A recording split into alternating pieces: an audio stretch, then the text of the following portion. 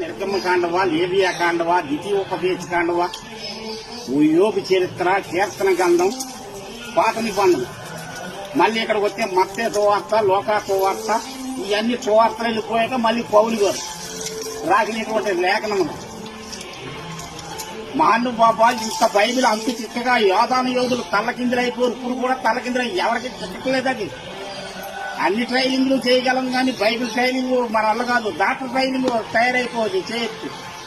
ఏమంటే ఒక teacher training, ఓ military training అన్ని వచ్చేస్తాయి. కానీ పాటర్ ట్రైనింగ్ అందరికీ రాదు. ఇంకే ఎత్తగా ఉంది, లేకపోతే చల్లగా ఉండు, నువ్వు ఎత్తగా ఉండదు.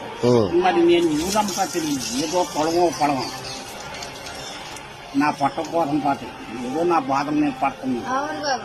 నేను మాత్రం ఏదో అది ఈయన అన్నాడు, పౌలు గారు అన్నాడు,